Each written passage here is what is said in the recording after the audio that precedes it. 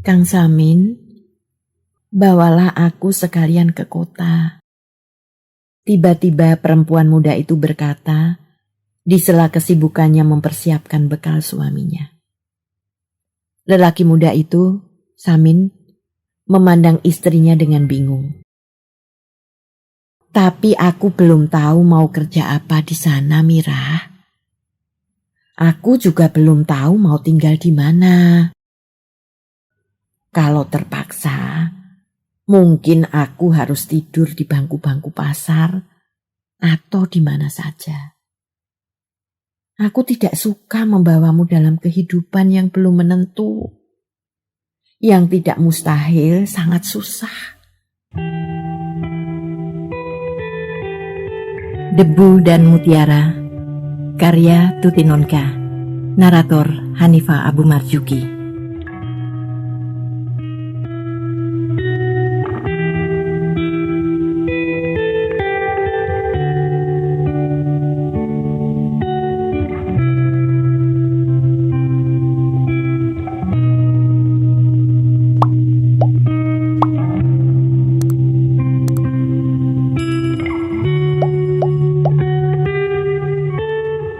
Ini sebuah rumah yang indah, dimiliki oleh seorang nyonya yang lembut dan budiman, dinaungi oleh suasana yang tentram dan sejuk, dihuni oleh orang-orang yang ramah dan santun, diwujudkan dalam serba keberhasilan dan ketertiban.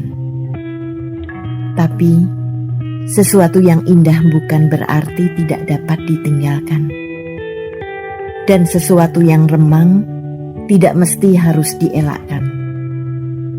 Maka sekarang ia duduk di sana di hadapan nyonya yang lembut dan budiman itu untuk mohon diri dari naungan rumahnya.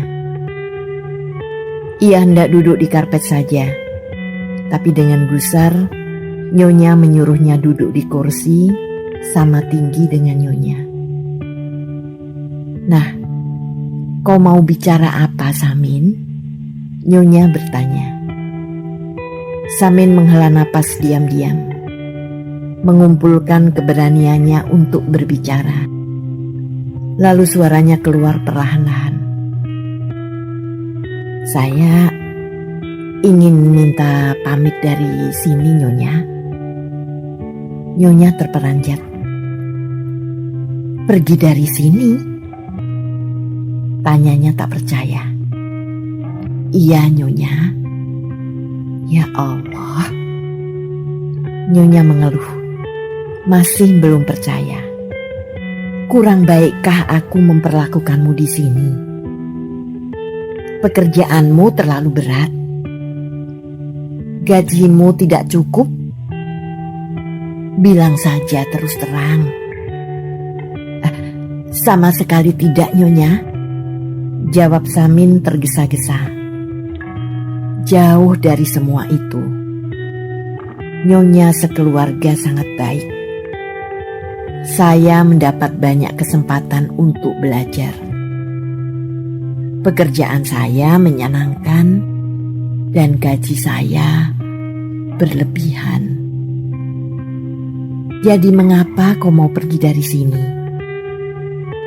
Suara nyonya yang budiman itu berubah menjadi kecewa.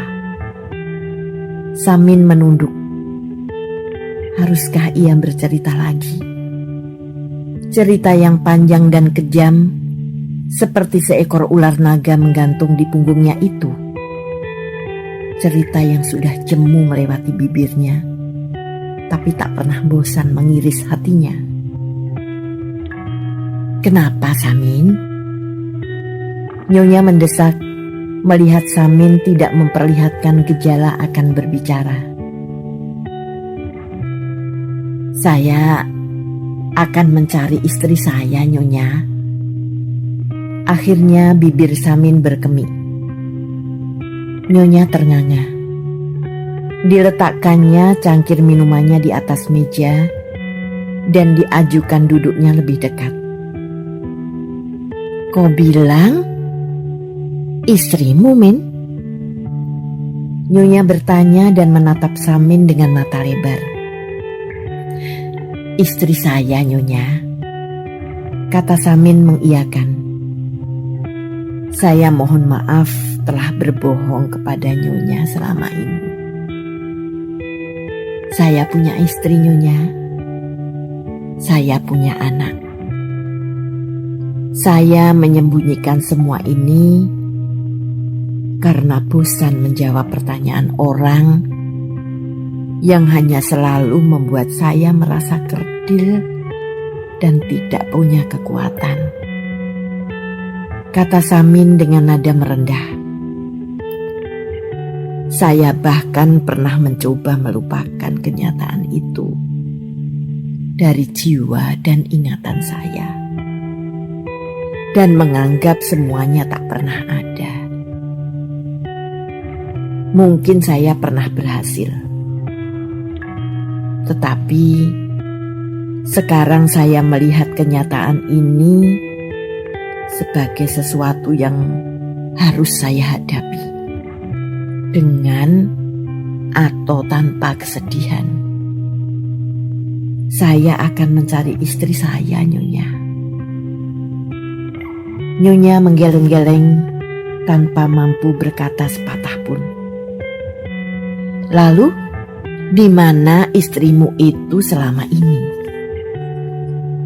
"Itulah, Nyonya, saya tidak tahu." "Samin," Nyonya berkata dengan putus asa, "aku tak mengerti apa yang kau bicarakan." Samin menundukkan kepalanya dalam-dalam. "Ceritanya panjang, Nyonya," ucapnya lirih. "Sepanjang apa? Sampai menghabiskan umurku untuk mendengarkannya?" Samin termangu-mangu. Cerita yang luar biasa itu sudah lama disimpannya jauh di lubuk hati, sejak ia meninggalkan pintu gerbang penjara di belakang punggungnya dan menjemput kehidupan bebas. Bahkan sejak ia masih terkungkung dalam dinding sel, menjalani hari-hari yang sunyi dan tak bermakna. Ia hanya hidup dengan dirinya sendiri, bercakap-cakap dengan dirinya sendiri, bertanya dan menjawab pertanyaannya sendiri. Kini ia rindu bercakap dengan seseorang yang bukan hanya menyediakan telinganya untuk mendengar, melainkan juga segenap hati dan simpatinya. Dan Nyonya yang kini duduk di hadapannya adalah satu dari sedikit orang yang dirindukannya. "Nyonya sungguh ingin mendengar kisah hidup saya?" tanyanya sedikit ragu. "Aku tahu kau tak suka orang mengusik apa yang ingin kau simpan untuk dirimu sendiri. Karena itu, kalau bercerita berat bagimu, aku tak akan memaksa mendengar." Mata Samin mengembara ke alam di luar jendela. Matahari telah jauh tergelincir ke arah barat. Langit kelabu kemerah-merahan. Segerombolan burung terbang membentuk satu skuadron. Itu kesunyian yang sama dengan kesunyian yang bertahun-tahun menjadi satu-satunya pilihan dalam hidupnya. Kesunyian dan langit merah di batas cakrawala Kepulauan Seribu. Kesunyian dan langit merah di balik terali jendela selnya. Lalu ia menoleh kepada seraut wajah Budiman yang menunggu dengan sabar di hadapannya. Dan kesunyian seakan berubah menjadi asap yang buyar dan pudar tanpa bekas. Seorang wanita yang baik adalah surga. Ia pernah mendengar kata-kata itu entah dari siapa. Dan wanita yang ada di hadapannya adalah wanita yang baik. Paling baik dari sekian banyak majikan yang pernah ia jumpai. Maka ia pun mulai bercerita. Kalimatnya meluncur lirih dan perlahan, kemudian bertambah lancar dan jelas. Naik turun suaranya adalah pasang surut gelombang kehidupannya yang tak pernah reda. Seperti sungai yang dibebaskan dari bendungannya, ia mengalir membuka seluruh dirinya, menyelusup ke segenap celah yang menyediakan diri menerima kehadirannya. Desa Ketunggul, 1968. Kemarau seperti tak akan pernah usai mencengkeram kehidupan rakyat tani. Sawah kering, mengeras, dan retak-retak meninggalkan rekahan yang silang menyilang dari sisi pematang ke sisi pematang yang lain. Pohon ketela yang coba ditanam penduduk tumbuh kurus dan panjang, seolah ingin menggapai hujan dari langit dengan ujung daunnya yang kerdil. Tetapi jangankan untuk tumbuhan yang hanya makhluk nomor 3 di alam semesta. Manusia kepada siapa seluruh isi alam disediakan pun harus berjalan naik turun bukit untuk mencari segayung air minum. Kebutuhan akan mandi dan mencuci baju telah lama lenyap dari kebudayaan hidup orang desa. Tidak ada tanda-tanda sampai kapan kelaparan dan kekeringan yang melanda penduduk akan berakhir. Kemarau panjang kali itu sungguh tak tertahankan. Daun-daun muda dan umbi dari tumbuhan yang layak dimakan maupun yang tidak sudah habis mereka petik setiap hari untuk mengganti beras. Tidak ada lagi sesuatu yang bisa diharap. Di desa, jika sawah tidak menghasilkan panen, tak ada sesuatu pun yang bisa dijadikan uang. Tidak ada pabrik tempat orang bisa menjadi buruh. Tidak ada pusat pertokoan tempat orang bisa menjadi tukang parkir. Tidak ada stasiun kereta api tempat orang membutuhkan kuli. Tidak ada sampah yang masih cukup berharga untuk dikais. Semua pekerjaan dan jasa yang menghasilkan uang hanya ada di kota. Beras yang ditanam dan dituai di desa, semua bertumpuk di pasar dan gudang-gudang besar di kota. Kota adalah tempat uang berputar, berpindah tangan, dan berbiak. Dari perputaran dan pembiakan itu selalu ada 1-2 tetes yang tercecer dan membasahi hidup jelata yang kekeringan. Orang desa mulai sadar, hidup harus dicari di rantau, di kota. Satu demi satu, ayah, suami, dan anak laki-laki pergi ke kota. Orang-orang tua, perempuan dan anak-anak tetap tinggal di desa, menunggui rumah dan sedikit ketela kurus di ladang. Bila mereka yang mencari hidup di kota memperoleh rezeki, dapatlah keluarga yang menunggu di desa ikut membasahi kerongkongannya. Pada sebuah pondok kecil di sudut desa, seorang lelaki muda tengah mempersiapkan diri untuk menyusul kawan-kawannya yang telah lebih dahulu berangkat ke kota. Ia termasuk di antara para lelaki yang terakhir meninggalkan desa. Istrinya, seorang perempuan muda bertubuh langsing dengan kulit bersih, membantu memasukkan beberapa helai pakaian dan sedikit bekal makanan ke dalam sebuah tas kain belaju. Sambil bekerja, sesekali ia mengayun bayi perempuan yang ada dalam gendongannya. "Kang Samin, bawalah aku sekalian ke kota." Tiba-tiba perempuan muda itu berkata di sela kesibukannya mempersiapkan bekal suaminya. Lelaki muda itu, "Samin, memandang istrinya dengan bingung. Tapi aku belum tahu mau kerja apa di sana, Mira. Aku juga belum tahu mau tinggal di mana. Kalau terpaksa, mungkin aku harus tidur di bangku-bangku pasar atau di mana saja. Aku tidak suka membawamu dalam kehidupan yang belum menentu. Yang tidak mustahil sangat susah. Apalagi kau punya bayi kecil. Kau bisa tidur di dalam rumah. Ada sedikit ladang yang bisa kau urus, meskipun mungkin tak menghasilkan apa-apa. Kalau keadaan memaksa, kau bisa pergi kepada mbokmu atau orang tuaku. Mirah menunduk, menyembunyikan keresahan hatinya dengan mengucapkan serangkaian kata-kata bujukan kepada anaknya yang mulai menangis dan menggeliat-geliat dalam kungkungan kain gendongan. Sering-seringlah pulang, Kang, katanya sebagai tanda merelakan diri tinggal di rumah.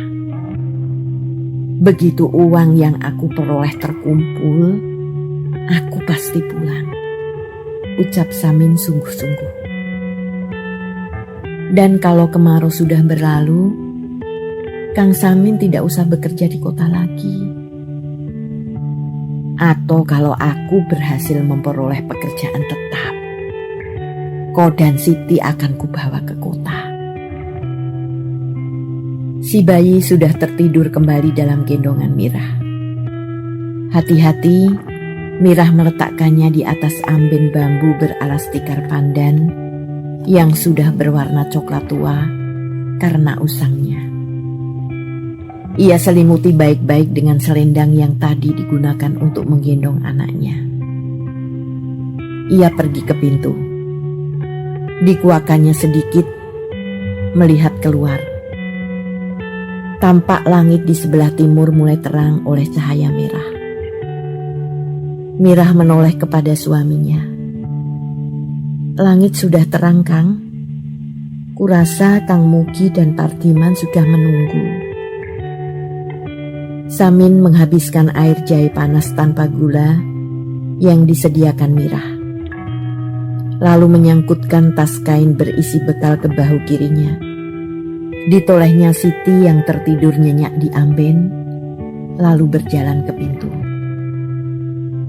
Berdoa dulu, Kang, Mirah mengingatkan sambil mengikuti Samin dari belakang. Samin menoleh, mengangguk. Sejenak dipandangnya perempuan muda yang baru setahun dinikahinya itu. Lalu pergi menembus dinginnya udara pagi. Mirah memandangi suaminya sampai lenyap di balik rumpun bambu, lalu menutup pintu kembali. Disapukannya matanya ke seluruh sudut rumah dengan perasaan sunyi. Tanpa Samin di rumah, tak tahu ia dengan cara apa akan menghabiskan hari. Samin berangkat bersama 2 orang tetangga sedesa.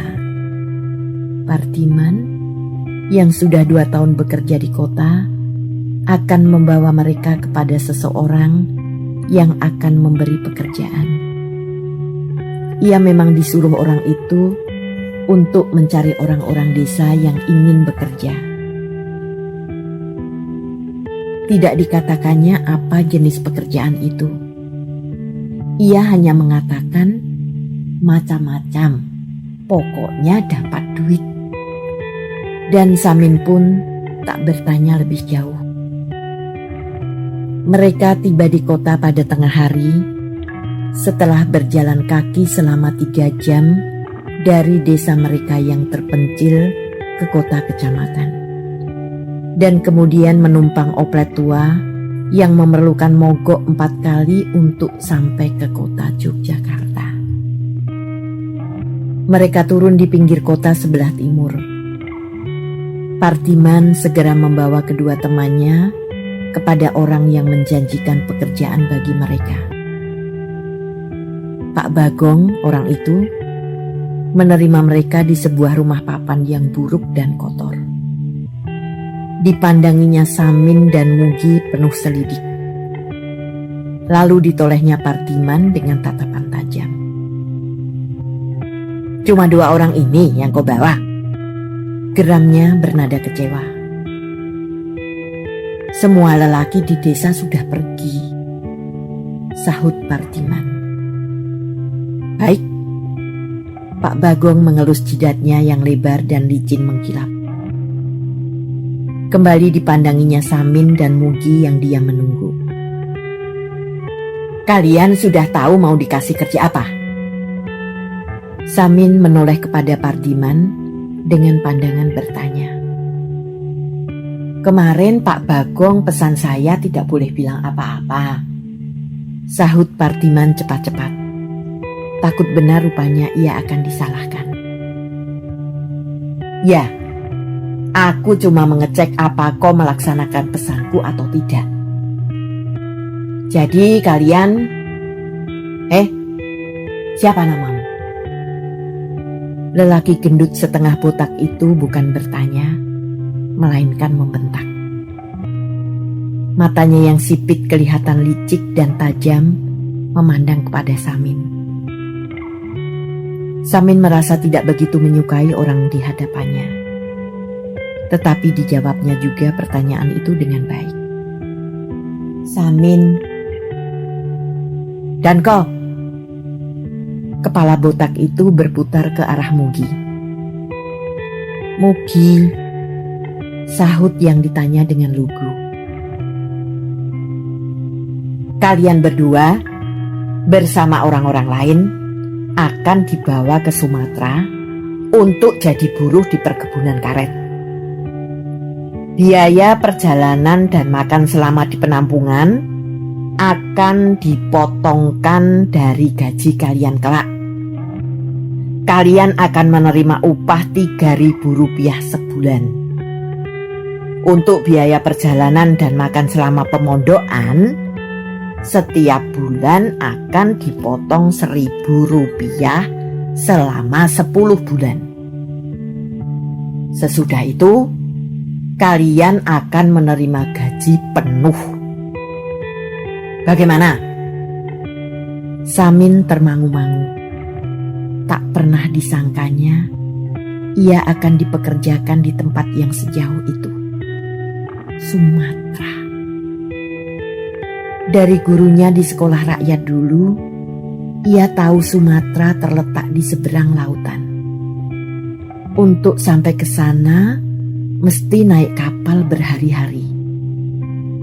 Kalau ia bekerja di Sumatera, ia tak akan dapat sering pulang ke desa. Gajinya akan habis untuk ongkos naik kapal dan kereta api. Bahkan mungkin tidak cukup. Lagi pula pemilik perkebunan tentu tidak senang buruhnya sering pulang. Barangkali ia hanya bisa pulang setahun sekali.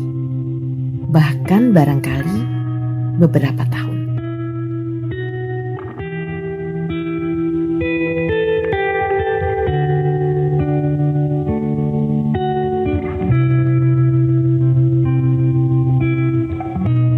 Terima kasih telah menikmati cerita ini. Tuliskan saran atau komentar di bawah untuk memperbaiki channel ini. Jangan lupa tekan tombol subscribe, like, and share.